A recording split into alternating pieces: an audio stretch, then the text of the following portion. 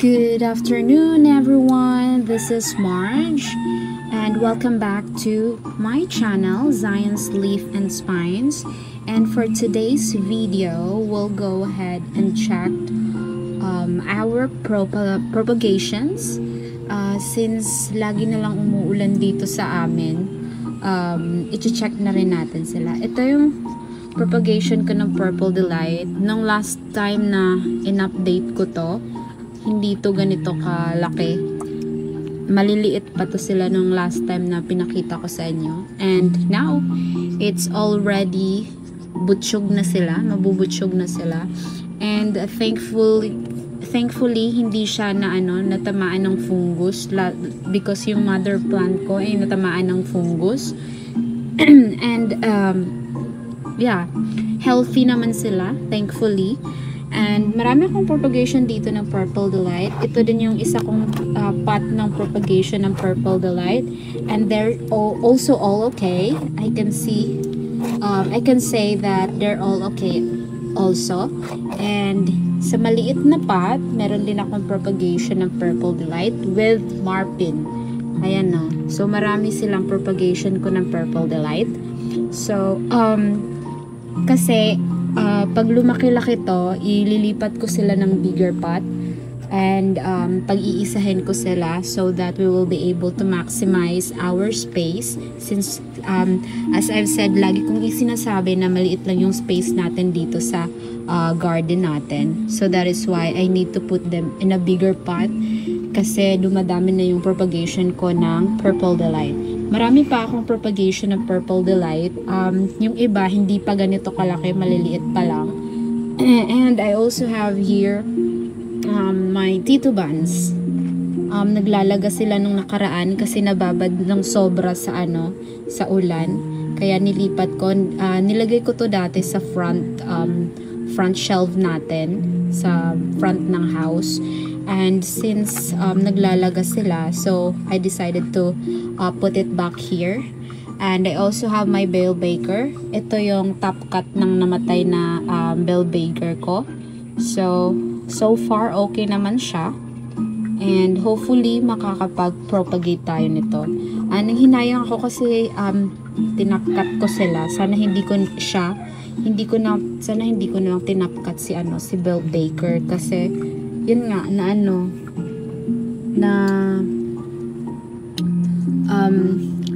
matay yung mother, yung pinagkatan ko, namatay siya. And what else, random lang to kasi wala akong magawa and wala akong ma-vlog ngayon since wala tayong new plant. Meron akong in-order na plant but hindi ko pa nababayaran kaya hindi pa pinaship ni seller. Buti nga na kilala ko na naman si seller kaya nakakapag-reserve ako kahit wala pang bayad. And hopefully pag nakapagbayad na ako, so masiship na niya yon. And I have here the Jocelyn's Joy. I'm not sure the ID kung Jocelyn's Joy ba to. And lumaki na siya. Twin head to. I mean, tatlo yung head nito. Ayan. Maliit pa lang yung nasa baba. So, malaki na siya. Nung nilipat ko to, nasa ganito lang yung kalaki na pot. And I have here the yung lady finger. Ito. So far okay naman siya. And marami akong tas may rin ako dito, may golden barrel na cactus. Nagagandahan ako kasi yung dito niya, yung parang may sa below sa spine niya, parang may cotton na color yellow. Nagagandahan ako. Ayan Oops. Maganda si golden barrel lalo na pag lumaki. And may isa pa akong cactus. Ito, hindi ko alam kung anong cactus to. Ito ito. Hindi ko alam kung anong cactus to. By next vlog, magre-repot tayo ng mga cactus. Marami akong cactus din dito. Ito si Mammillaria. hindi ko alam kung ano yung exact ID nito. Basta belong siya sa Mammillaria cactus. Ayan na. Nagsisiksika na sila sa pot. So I wanted to to put it in a bigger pot kasi gusto ko siyang lumaki. And ito pa yung iba, mabilis to dumami pag pag nahiyang na sa'yo, pag na-acclimatize na sa lugar mo, mabilis to dumami. And kagandahan nito, hindi siya matinik.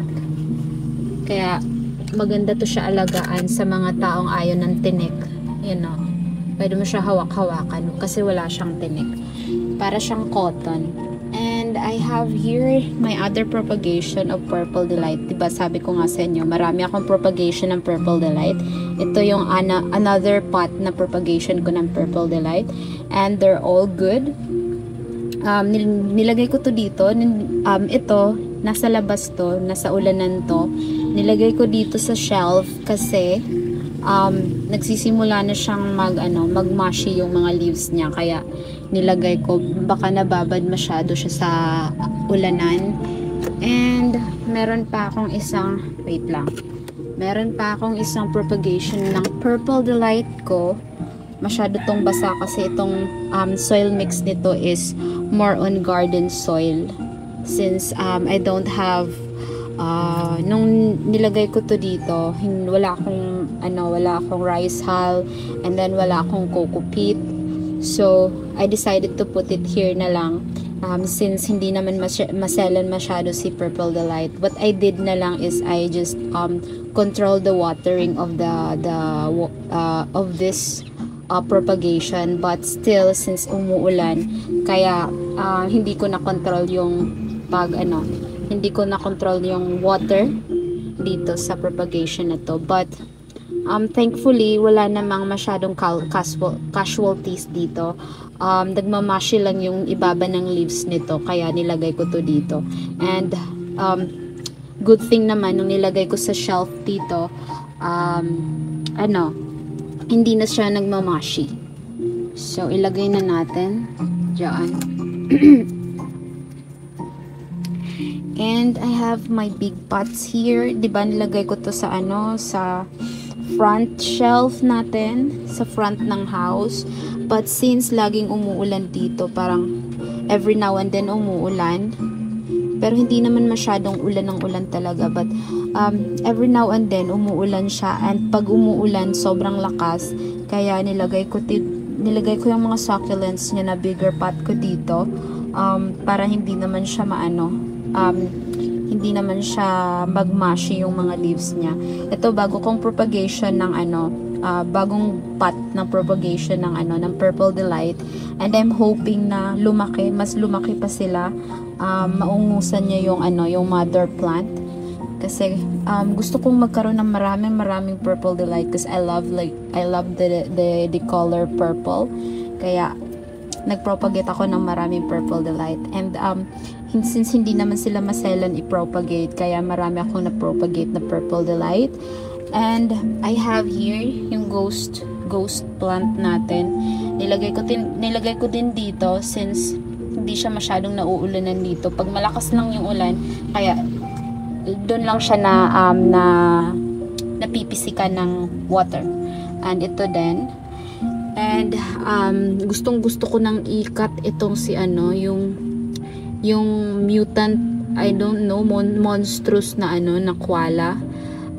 But pinipigilan ko lang yung sarili ko na i-cut sila. Na i-cut siya. But in the coming days, maybe I will cut that one. So, yeah. And ito, gusto ko tong lagyan ng lupa. Kasi wala na siyang lupa. Diyan, basta wala na siyang lupa. Wala pa lang basta malalagyan ko din ng lupa yan soon. At ito si money plant. I'm not sure ng exact ID nito. Basta pagkakaalam ko money plant to. money plant or money rich, mga ganun.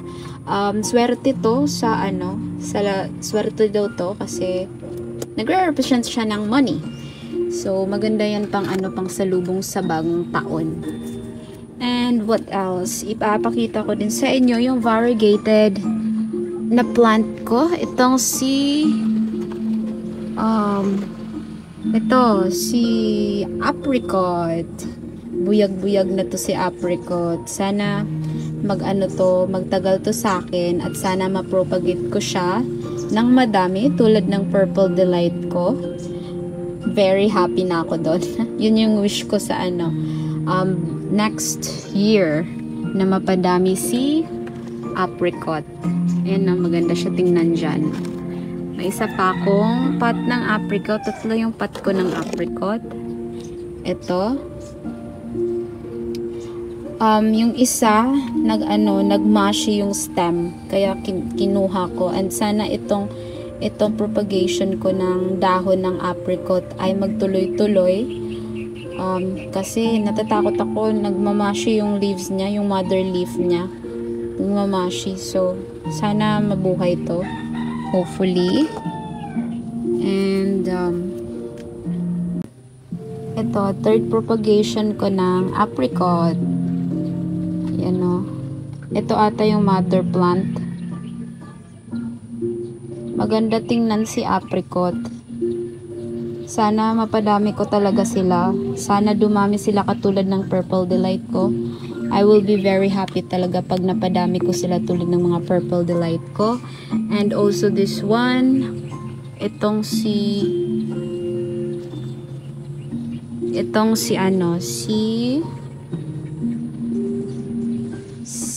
burrito. Sana lumaki, magbutsyog sila at maging lush si burrito. Sana mapadami ko rin si burrito by year 2024. And then I have my variegated jade here.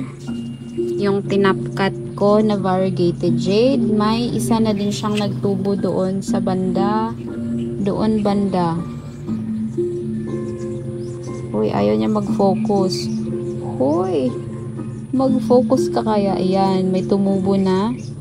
Sana magtuloy-tuloy na at magpakita na siya ng variegation niya.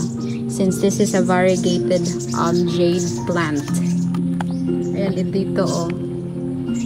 Wait lang, i-focus natin. Ayan, dito oh.